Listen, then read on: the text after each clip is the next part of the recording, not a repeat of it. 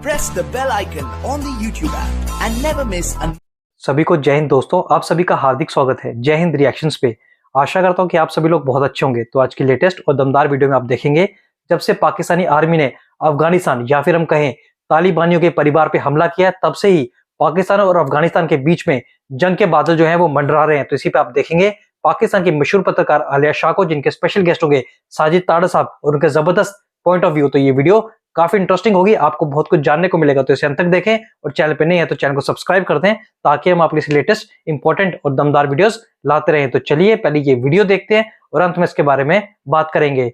जय हिंद, जय भारत। इतने अच्छे से मैसेज के साथ हम एक जो टॉपिक है वो इतना अच्छा नहीं है। जैसा आपने कहा कि वो अगर आपको कोई एक तमाचा मारे आप दूसरा गाल आगे कर दें, अब दुनिया वैसी नहीं है। तो ऐसा ही अब ये हो रहा है कि जो खबर है वो तो अफगानिस्तान की और पाकिस्तान की इस वक्त सबसे ज्यादा चल रही है। एक और बात मैं आपको बताती चलूं, क्योंकि हमने माइनॉरिटीज की बात की और क्रिश्चियनिटी की बात की, तो पाकिस्तान में मैं देख रही थी कि इस मौके पर, इस दिन के हवाले से क्रिसमस पर क्या हुआ है, तो ये कहा जा रहा था कि पंजाब में की जो चीफ मिनिस्टर मरियम नवाज है, उन्होंने माइनॉरिटी कार्ड एक निकाला है तो उनके राइट्स के लिए, या उनके, अब एग्जैक्टली उसकी क्या डिटेल्स हैं, लेकिन मैं समझती हूँ कि हमारे माइनॉरिटीज पे काम करने की बड़ी जरूरत है वहां पर। जी जी साजिद साहब, अब मुझे ये बताइए कि ये अफगानिस्तान और पाकिस्तान का क्या स्टार्ट हो गया है? क्या ये जो बात कही जा रही थी कि 2025 में एक वॉर फ्रंट ओपन होगा, तो वो तो हम जिस तरफ देख रहे थे उसके बजाय ये पाकिस्तान में नजर आ रहा है। अब हुआ ये है कि ये कहा जा रहा है कि जो पाकिस्तान की तरफ से स्ट्राइक्स की गई हैं अफगानिस्तान पर, तो अफगानिस्तान अब ये रिवेंज लेगा या उसकी तरफ से वो रिटेलिएट करेगा और अगले चंद घंटों के अंदर हो सकता है कि पाकिस्तान पर कोई हमला हो अफगानिस्तान की तरफ से। क्या ऐसा मुमकिन है? और आप इसको कैसे देख रहे हैं कि क्या अब ये दोनों कंट्रीज एक ऐसे एज पर पहुंच चुकी हैं जहां से वापसी मुमकिन नहीं? देखें, इसमें मैं दो एंगल बताने की कोशिश करूंगा। जब मैं इस टॉपिक पे अपनी रिसर्च कर रहा था, दो मुख्तलिफ किस्म के, completely opposite from each other, दो एंगल जो सामने आए हैं, दोनों के अंदर जान नजर आती है। एक तो ये बताना चाहूंगा कि दिसंबर के अंदर जो हमारा बॉर्डर एरिया है, वहां सबसे ज्यादा अमवात हुई हैं with in the terrorist attack बहुत हुए हैं 2024 में।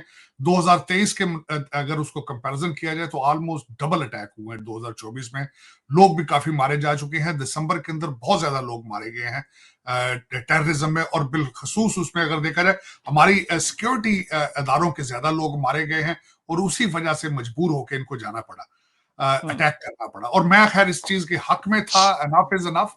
आपने देखा होगा कि पाकिस्तान की तबाही आज जो है उसके पीछे यही सारा अफगानिस्तान वाली साइड से जो कुछ आया था, चाहे उसमें हम लोगों ने पैसे बनाए, डॉलर बनाए, उसके एक्सचेंज में यहाँ हेरोइन आई, यहाँ दहशतगर्दी आई, यहाँ क्लाशनकोफ कल्चर आया, जो कि इस वक्त पाकिस्तान की जो टोटल तबाही का बायस वही बना है। लेकिन इसमें एक दूसरा एंगल ये बताऊंगा कि इस वक्त एक डेलीगेशन काबुल के अंदर बैठा है जिसको लीड सादिक साहब कर रहे हैं।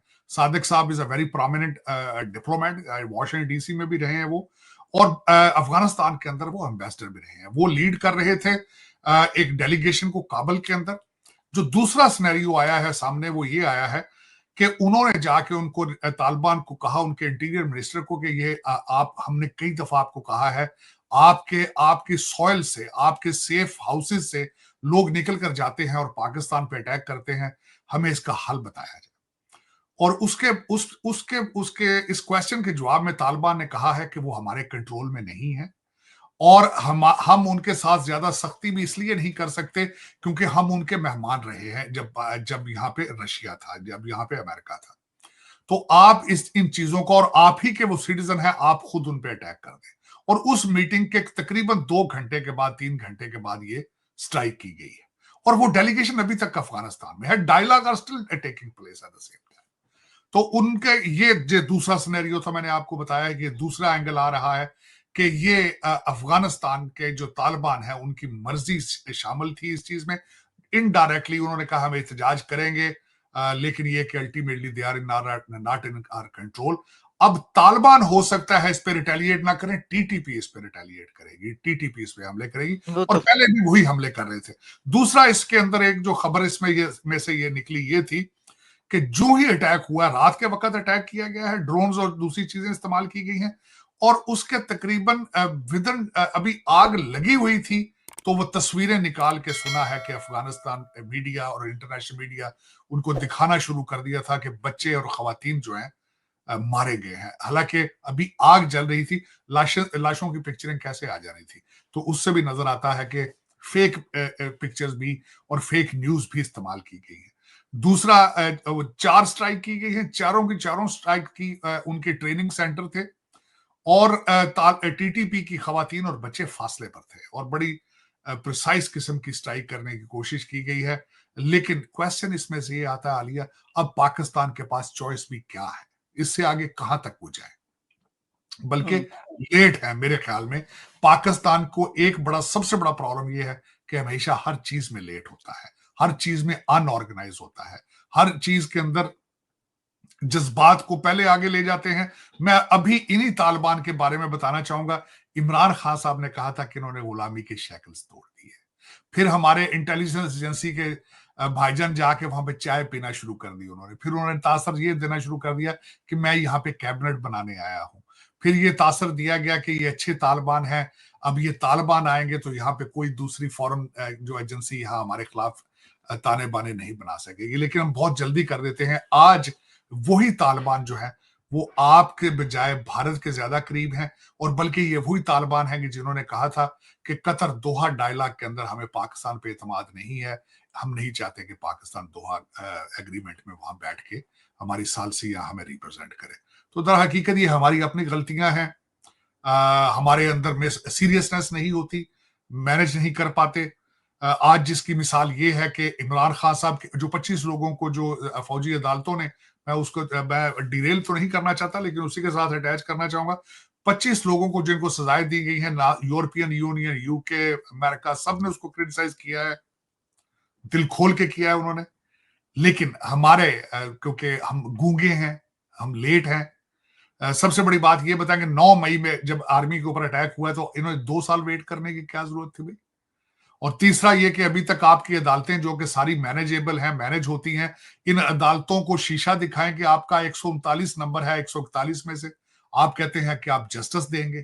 खान साहब ने कहा है कि जी मेरे केसेस चलाएं तो इंटरनेशनल ट्रिब्यूनल बनाया जाए जो कि आके मेरे केस कोर्ट्स को ऑब्जर्व करे। तो भाई मुझे ये बताएं, जो 55,000 लोग हैं जिनके केसेस इस वक्त सुप्रीम कोर्ट में सिविलियंस के लगे हैं और उनको देखने का टाइम नहीं है, उनके लिए कोई ट्रिब्यूनल नहीं बनाया आ सकता, इंटरनेशनल ट्रिब्यूनल, उनको कोई एतराज नहीं है। दूसरा मेरा क्वेश्चन ये है कि आज यहाँ पे हमारे कई अमेरिकन जो हैं, रिपब्लिकन भी हैं, ट्वीट पे ट्वीट कर रहे हैं, कांग्रेसमैन परेशान हैं कि इमरान खान को क्या, गुटानमो बे भाईजान अभी खुला है, जहां आपने लोगों को जानवरों की तरह, कुत्तों और बिल्लियों की तरह लाके पिंजरों में बंद रखा है 20-20 साल बगैर चार्जेस के। अभी वो आपकी हिस्ट्री में मौजूद है गुटानमो में। तो आप इतने भी जज्बाती ना हो जाया करें कि आप, और दूसरा अभी मिसालें मौजूद हैं, आपको इतराज है पाकिस्तान की कोर्ट्स के ऊपर, तो यहाँ पे न्यूयॉर्क के अंदर जो कुछ डोनाल्ड ट्रंप साहब के साथ हुआ था, मर्जी की स्टेट थी, मर्जी की ज्यूरी थी, मर्जी का जज था, मर्जी का प्रोसिक्यूटर था।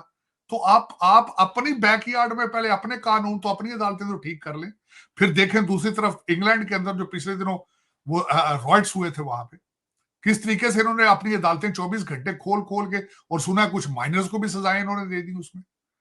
तो ये दर हकीकत इनको चाहिए कि दूसरे इंडिपेंडेंट कंट्रीज के अंदर इस तरह पोक ना किया करें जाके, और ये मजे ना लिया करें, और ये खासकर बिलखसूस इसमें फ्रीडम और डेमोक्रेसी के नाम पर जाके ये जो वारदातें, अभी इराक की आग अभी जल रही है, लीबिया अभी जल रहा है।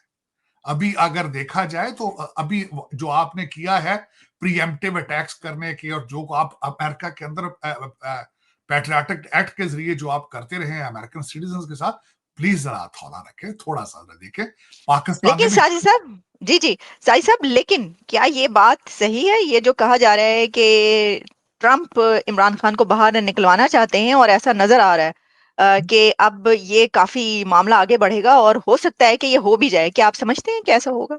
देखिए, डोनाल्ड ट्रंप साहब is unpredictable first of all. दूसरा उसमें ये बताना चाहूंगा कि डोनाल्ड ट्रंप साहब ने अभी दोस्तों आशा करता हूँ कि वीडियो को आपने अंत तक देखा होगा और आलिया शाजी और साजिद तावड़ा साहब का पूरा डिस्कशन आपको काफी पसंद आया होगा और इस वीडियो में आपको बहुत कुछ जानने को मिला होगा। तो ये वीडियो अगर आपको अच्छी लगी है इसे लाइक और शेयर जरूर कर दें और अपने विचार हमें कमेंट सेक्शन में लिखकर जरूर बताएं, और एक बार फिर चैनल पे नहीं है तो चैनल को सब्सक्राइब कर दे। तो चलिए फिर मिलेंगे ऐसी किसी दमदार और इंटरेस्टिंग वीडियो में, तब तक अपना ध्यान रखिए। जय हिंद, जय भारत।